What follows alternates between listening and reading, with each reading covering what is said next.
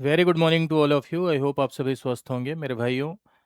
इस सेशन का उद्देश्य यही है कि आपके भीतर पॉलिटी की एक बेटर अंडरस्टैंडिंग क्रिएट करना, प्रश्नों के माध्यम से आपको ढेर सारी बातें बताना। यहाँ मैं 4 सवाल लेकर आता हूँ और सुबह चाय की चुस्कियों के साथ इन 4 सवालों पर आप प्रैक्टिस करते हैं, समझ विकसित करते हैं, व्याख्या सुनते हैं। उद्देश्य यही है कि आप जो भी थ्योरी क्लास के दौरान पढ़े हैं उसका रिवीजन हो जाए। नई चीज़ें अगर कुछ एक्स्ट्रा सीखने की ज़रूरत है तो आप सीख जाएं। R O A R O V O की आप तैयारी कर रहे हो तो उसकी प्रैक्टिस हो जाए। 4 सवालों के माध्यम से, व्याख्या के माध्यम से मैं ये कोशिश करता हूँ कि जिस भी टॉपिक से रिलेटेड सवाल है उस टॉपिक से रिलेटेड सारी बातें मैं आपको बता सकूं 20 मिनट के भीतर, 20 मिनट के भीतर। आई होप आप सभी इस सेशन को एंजॉय करते होंगे। अगर आपको अच्छा लगता है तो आप अपने दोस्तों के मध्य से शेयर भी कर सकते हैं। 4 सवालों के माध्यम से ढेर सारी बातें बताना ये मेरा ऑब्जेक्टिव है और अपने दोस्तों के मध्य शेयर करना ये आपकी जिम्मेवारी है, क्योंकि इस शो को हिट कराना आपकी जिम्मेवारी है। तो चलिए शुरू करते हैं।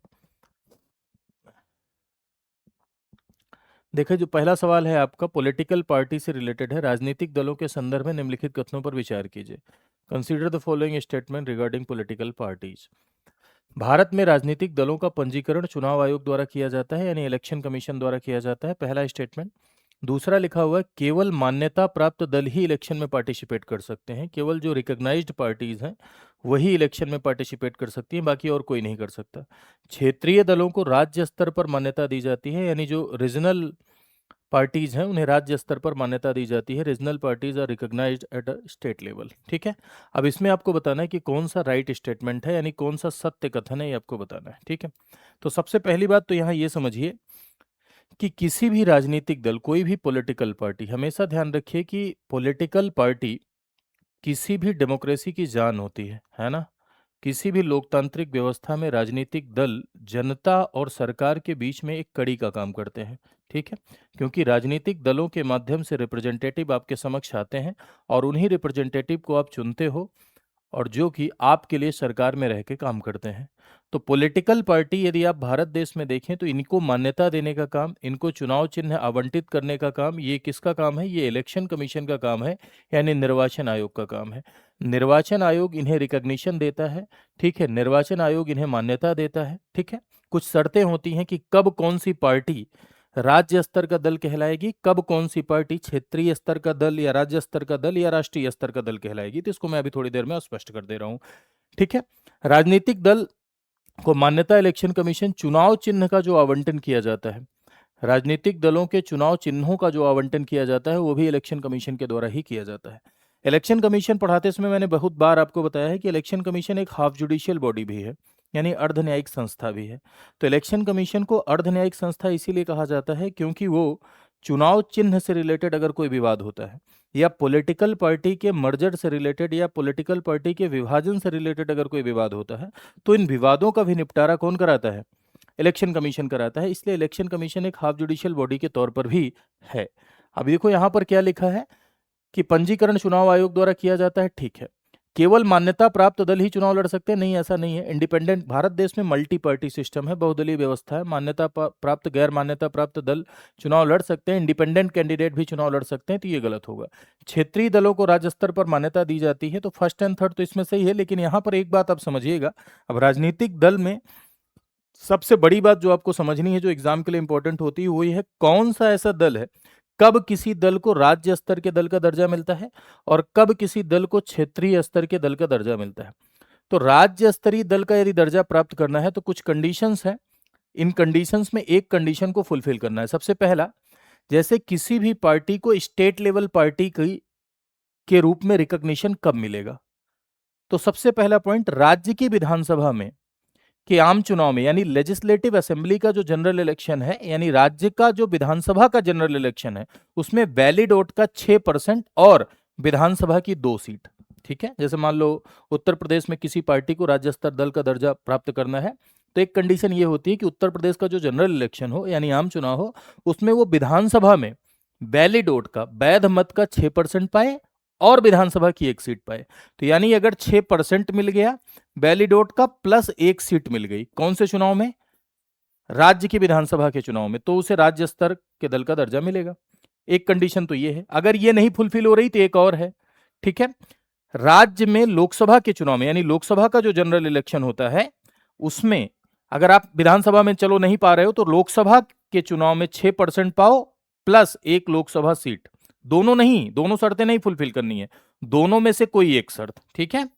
दोनों में से कोई एक शर्त, या तो विधानसभा के चुनाव में 6% हो प्लस विधानसभा की 2 सीट, माफ करिएगा भाई, विधानसभा की 2 सीट है ना। पहली शर्त यह है कि विधानसभा के चुनाव में 6% वोट प्लस विधानसभा की 2 सीट। दूसरी शर्त यह कि 6% वोट लोकसभा के चुनाव में और लोकसभा की 1 सीट, इन दोनों में से कोई एक शर्त आप फुलफिल कर लो।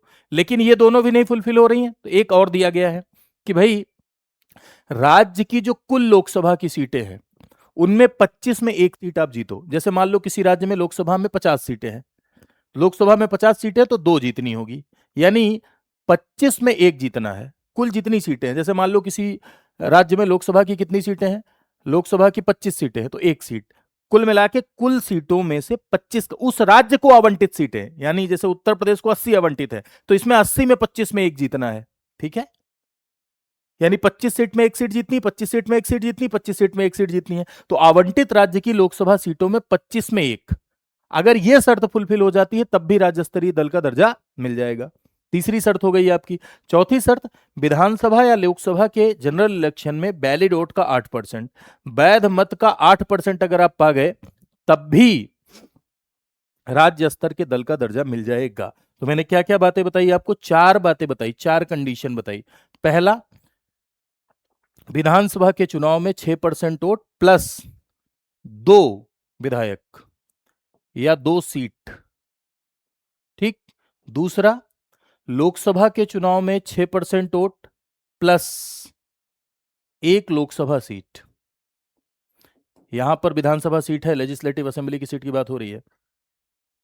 एक शर्त मैंने और क्या बताई आपको, एक शर्त मैंने आपको बताई, ये तीसरी शर्त जो आपने देखा था कि भाई 25 में एक कुल आवंटित, राज्य को आवंटित जो सीट्स हैं, स्टेट में जो आवंटित सीट्स हैं, स्टेट को जो आवंटित की गई है लोकसभा की सीट, उसमें 25 में टोटल सीट में, जैसे टोटल किसी के पास 100 है, 100 तो खैर है ही नहीं है, सबसे ज्यादा सीटें उत्तर प्रदेश की हैं, तो जैसे कुल सीटें 50 है तो एक 25 में एक सीट चाहिए, ठीक है। आवंटित 25 में एक तो ये हो गया। अगली शर्त क्या बताई, अगली शर्त मैंने आपको ये बताई कि लोकसभा और विधानसभा चुनाव में, चाहे लोकसभा चाहे विधानसभा, लोकसभा के चुनाव में भी और विधानसभा किसी में भी, चाहे आप लोकसभा के चुनाव में चाहे लेजिस्लेटिव असेंबली के चुनाव में, कुल वैलिड वोट का 8%। ये 4 शर्तें हैं, इनमें से कोई भी आप फुलफिल कर लो, चाहे ये चाहे ये चाहे ये चाहे ये, इनमें से कोई भी एक शर्त अगर फुलफिल हो जाती है तो राज्य स्तरीय दल का दर्जा मिलेगा, है ना। क्लियर। तो ये तो हो गया राज्य स्तरीय दल। अब आ जाते हैं राष्ट्रीय पार्टी घोषित करने के लिए। किसी भी पार्टी को राष्ट्रीय पार्टी, राष्ट्रीय स्तर, नेशनल पार्टी का दर्जा, राष्ट्रीय स्तर की पार्टी का दर्जा कब मिलेगा। तो सबसे पहली कंडीशन ये कि 4 या अधिक राज्य में राज्य स्तरीय दल का दर्जा उसे मिला हो। 4 स्टेट में 4 या ज्यादा, 4 या ज्यादा राज्यों में अगर स्टेट लेवल पार्टी के तौर पर वो रिकॉग्नाइज्ड है तो उसे राष्ट्रीय पार्टी माना जाएगा। दूसरा, लोकसभा या विधानसभा के चुनाव में 4 अलग अलग राज्यों से वैलिड वोट का 6% और 4 लोकसभा सीट। फिर से सुनिएगा, लोकसभा या लेजिस्लेटिव असेंबली के चुनाव में 4 अलग अलग राज्यों से वैलिड वोट का 6% और 4 लोकसभा सीट, यानी 6% प्लस 4 लोकसभा सीट कहां, 4 अलग अलग राज्यों में, ठीक है। और नेक्स्ट है, कम से कम 3 राज्यों में लोकसभा की कुल सीट का 2%, सीट का 2% कहा जा रहा है, ठीक है।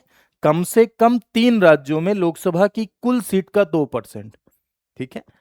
ये तीनों में से अगर कोई एक क्वालिफिकेशन, सॉरी, तीनों में से अगर कोई एक कंडीशन फुलफिल हो रही है तो राष्ट्रीय पार्टी घोषित हो जाएगी। तो ये होता है कब कोई पार्टी क्षेत्रीय पार्टी का दर्जा यानी राज्य स्तर की पार्टी का दर्जा प्राप्त करती है और कब कोई पार्टी राष्ट्रीय पार्टी का दर्जा प्राप्त करती है। आई होप आप समझ गए होंगे, ठीक है।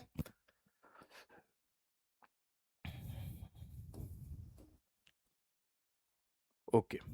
अगला सवाल आपका कह रहा है कि नेशनल ह्यूमन राइट्स कमीशन के संदर्भ में निम्नलिखित कथनों पर विचार कीजिए। Consider the following statement regarding NHRC. यह एक वैधानिक निकाय है, इट इज स्टेटुअरी बॉडी। इसका अध्यक्ष वर्तमान मुख्य न्यायाधीश होता है, its chairman is the sitting chief justice of India. यह स्वतः संज्ञान सुओमोटो ले सकता है, इट कैन टेक सुओमोटो कॉग्निजेंस। तो देखो, एनएचआरसी की बात हो रही है, नेशनल ह्यूमन राइट्स कमीशन की बात यहाँ पर हो रही है, ठीक है।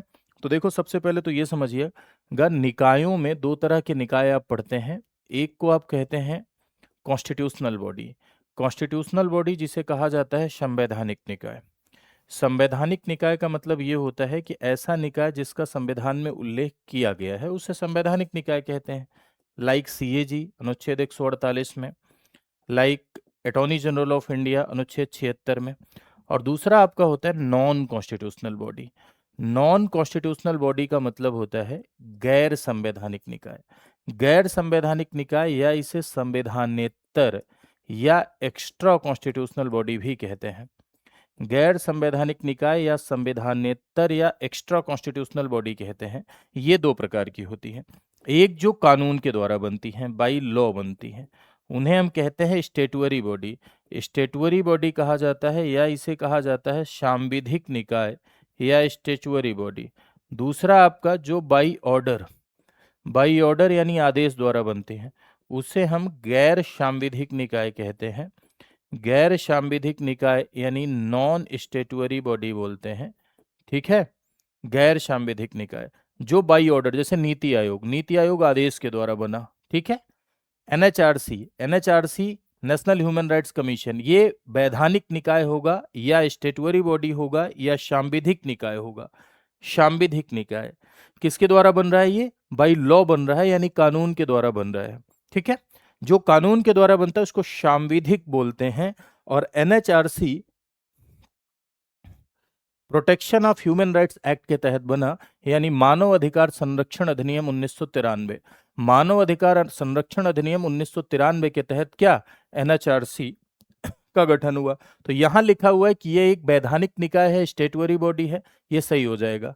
इसके वर्तमान अध्यक्ष मुख्य न्यायाधीश होते हैं। तो देखो, इसका एक्सप्लेनेशन थोड़ा समझने का प्रयास करते हैं कि आखिर कौन कौन होता है। तो चेयरमैन की यदि आप बात करें नेशनल ह्यूमन राइट्स कमीशन के चेयरमैन की, तो पूर्व मुख्य न्यायाधीश या पूर्व सुप्रीम कोर्ट का जज, फॉर्मर चीफ जस्टिस और फॉर्मर जज, यानी पूर्व मुख्य न्यायाधीश सुप्रीम कोर्ट के, या तो सुप्रीम कोर्ट के पूर्व क्या है चीफ जस्टिस हो या एक्स सुप्रीम कोर्ट के जज हों, वही ह्यूमन राइट्स कमीशन मानवाधिकार आयोग के चेयरमैन हो सकते हैं। ये तो हो गया क्या, अध्यक्ष कौन होगा। अब रही बात मेंबर की, तो मेंबर की यदि आप बात करें तो पूर्णकालिक सदस्य और पदेन सदस्य दो तरह के मेंबर होते हैं। यदि आप पूर्णकालिक सदस्यों की बात करेंगे मेरे भाई, तो देखियो पूर्णकालिक सदस्यों में 5 लोग होते हैं।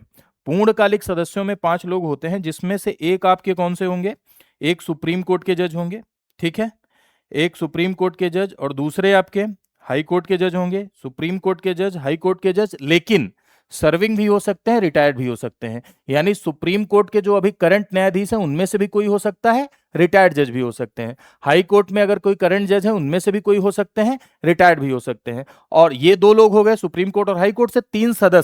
3 सदस्य होंगे, जिनमें से योग्यता ये होनी चाहिए कि मानवाधिकार का ज्ञान या व्यवहारिक अनुभव हो, और इन 3 में से एक महिला का होना क्या है, जरूरी है।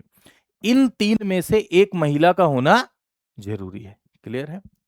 ये तो हो गए मानवाधिकार आयोग के यानी नेशनल ह्यूमन राइट्स कमीशन के पूर्णकालिक सदस्य। अब सवाल ये उठता है कि पूर्णकालिक सदस्यों के अलावा भी क्या कुछ सदस्य होते हैं। पूर्णकालिक सदस्यों के अलावा भी क्या कुछ ऐसे सदस्य होते हैं जो मानवाधिकार आयोग में, इनके अलावा, इन 5 के अलावा भी कोई होता है? जी हाँ, पदेन सदस्य भी होते हैं, एक्स ऑफिसियो मेंबर भी होते हैं। जैसे एक्स ऑफिसियो मेंबर में अल्पसंख्यक आयोग के जो चेयरमैन होंगे, अनुसूचित जाति आयोग के, जनजाति आयोग के, महिला आयोग के, पिछड़ा वर्ग आयोग के, बाल अधिकार संरक्षण आयोग के जो अध्यक्ष होंगे, दिव्यांगजनों वाले जो मुख्य आयुक्त होते हैं, ये सब इसमें क्या होते हैं, सम्मिलित होते हैं। लेकिन ज्यादातर यहीं से सवाल आपका बनता है। टेन्योर की यदि आप बात करें तो मैक्सिमम एज जो होती है वो 70 ईयर, कार्यकाल जो होता है वो कितना होता है, 3 ईयर का होता है। अब आ जाते हैं आप सवाल पर। लिखा हुआ ये एक वैधानिक निकाय है, ठीक है। अध्यक्ष वर्तमान मुख्य न्यायाधीश होता है, ये गलत हो जाएगा। यह स्वतः संज्ञान, मानव अधिकार से जुड़े हुए मामलों पर अगर कोई कंप्लेन हो तब तो ये संज्ञान लेता ही है। कंप्लेन न होने पर अगर मान लो न्यूज़पेपर में ऐसा कोई मामला दिखाई पड़ा या मीडिया के थ्रू इनको कोई मामला पता चला जिसमें मानव अधिकार का उल्लंघन हो रहा है, तो क्या स्वतः संज्ञान ले सकते हैं? जी हाँ, स्वतः संज्ञान ले सकते हैं। तो फर्स्ट एंड थर्ड आपका क्या हो जाएगा? राइट आंसर हो जाएगा, यानी सही उत्तर हो जाएगा। क्लियर है? अगला लिखा हुआ है कि एनएचआरसी की शक्तियों के संदर्भ में निम्नलिखित कथनों पर विचार कीजिए। Consider the following statement regarding the powers of NHRC. इसे सिविल न्यायालय जैसी शक्तियां प्राप्त है। It has powers of the civil court. जी हाँ, सिविल न्यायालय की शक्तियां प्राप्त हैं, क्योंकि ये समन कर सकता है, डॉक्यूमेंट पेश करने का आदेश दे सकता है। तो सिविल कोर्ट की शक्तियां नेशनल ह्यूमन राइट्स कमीशन को प्राप्त होती हैं। यह केवल केंद्र सरकार के मामलों की जांच करता है? नहीं, इस तरह की कोई बाध्यता नहीं है कि केवल केंद्र सरकार के मामलों की जांच करेगा। राज्य सरकार के भी मामलों की जांच ये कर सकता है। इसकी सिफारिशें बाध्यकारी नहीं होती हैं, ये भी ठीक है। नेशनल ह्यूमन राइट्स कमीशन की जो सिफारिशें हैं ये बाध्यकारी नहीं होती है। सबसे बड़ी इस आयोग की कमी यही है कि इसकी सिफारिशें बाध्यकारी नहीं होती हैं। तो फर्स्ट एंड थर्ड इसमें क्या हो जाएगा? राइट स्टेटमेंट आपका हो जाएगा। ठीक है, अगले सवाल पर देखो। अगला सवाल क्या कह रहा है? राजनीतिक दलों के कार्यों के संदर्भ में निम्नलिखित कथनों पर विचार कीजिए। Consider the following statement regarding the functions of the political party. ये सरकार का गठन करते हैं। They form the government. ये जनता और सरकार के बीच में कड़ी होते हैं। They act as a link between the people and government. ये न्यायपालिका को नियंत्रित करते हैं। They control the judiciary. तो देखो एक बात समझिए, यदि आप पॉलिटिकल, भारत देश में डेमोक्रेसी है। सबसे पहला, भारत देश में इनडायरेक्ट डेमोक्रेसी है, अप्रत्यक्ष लोकतंत्र है। डायरेक्ट जनता नहीं पार्टिसिपेट करती, जनता के प्रतिनिधि पार्टिसिपेट करते हैं। जनता के प्रतिनिधि पार्टिसिपेट करते हैं तो प्रतिनिधि देने में सबसे बड़ी भूमिका पॉलिटिकल पार्टी की है। तो पॉलिटिकल पार्टी सरकार और जनता के बीच में एक कड़ी के रूप में काम करती है ना। जनता की भावना को सरकार में स्थापित करने का काम पॉलिटिकल पार्टी के थ्रू होता है। तो पॉलिटिकल पार्टी एक तरीके से देखा जाए तो लोकतंत्र में ब्लड का काम कर रही है। ब्लड का काम लोकतंत्र में कर रही है पॉलिटिकल पार्टी। पॉलिटिकल पार्टी के थ्रू सरकार का भी गठन होता है, क्योंकि अलग अलग पॉलिटिकल पार्टी चुनाव में पार्टिसिपेट करती है और जिस पार्टी को मेजोरिटी मिलती है वो पार्टी सरकार बनाती है। तो सरकार का गठन करती है, ये बात ठीक है, इसमें कोई दिक्कत नहीं है। जनता और सरकार के बीच में कड़ी होती है। दूसरी बात, आप ये जानते हैं कि हमारे भारत देश में मल्टी पार्टी सिस्टम है, बहुदलीय व्यवस्था है या बहुदलीय लोकतंत्र है, जहां एक से अधिक पार्टियां आपको नजर आएंगी। तो ऐसे में एक पार्टी या गठबंधन, दोनों पार्टी की सरकार आपको नजर आती है। जब सिंगल पार्टी बहुमत दिखा ले तो उसे सिंगल पार्टी गवर्नमेंट कहते हैं। जब एक से अधिक पार्टियां मिलकर सरकार बनाती हैं तो उसे गठबंधन सरकार कहते हैं। जैसे अभी देश में एनडीए की गवर्नमेंट है, national democratic alliance. National democratic alliance यानी एनडीए की गवर्नमेंट है। अब एनडीए क्या है? बीजेपी और कुछ पार्टियां मिलकर, बीजेपी और कुछ पार्टियां मिलकर सरकार बनाई है, जिसे आप गठबंधन सरकार या एनडीए की सरकार के नाम से जानते हैं। पहला दूसरा सही है। अगला लिखा, न्यायपालिका को नियंत्रित करते हैं। नहीं, भारत देश में न्यायपालिका क्या है? इंडिपेंडेंट है। अगर आप देखें तो डेमोक्रेसी में सेपरेशन ऑफ पावर में कार्यपालिका, विधायिका और न्यायपालिका में शक्तियों का बंटवारा है। इंडियन डेमोक्रेसी में जुडिशरी की स्थिति स्वतंत्र न्यायपालिका की है। जुडिशरी को इंडिपेंडेंट स्टेटस दिया गया है। भारत देश में न्यायपालिका स्वतंत्र है। क्यों स्वतंत्र है? क्योंकि संविधान की रक्षा कर पाए। क्यों स्वतंत्र है? अधिकारों की रक्षा कर पाए। क्यों स्वतंत्र है? क्योंकि कार्यपालिका और विधायिका के मनमानीपन से सुरक्षा दे पाए। ठीक है, तो राजनीतिक दल या सरकार न्यायपालिका को नियंत्रित नहीं करते हैं। न्यायपालिका का इंडिपेंडेंट स्टेटस है, यानी स्वतंत्र न्यायपालिका का गठन भारत देश में किया गया है। तो इसमें आंसर क्या हो जाएगा? फर्स्ट एंड सेकंड आपका क्या राइट आंसर हो जाएगा, यानी फर्स्ट एंड सेकंड आपका सबसे सही उत्तर हो जाएगा। आई होप अब आप समझ गए होंगे। ठीक है, चलिए।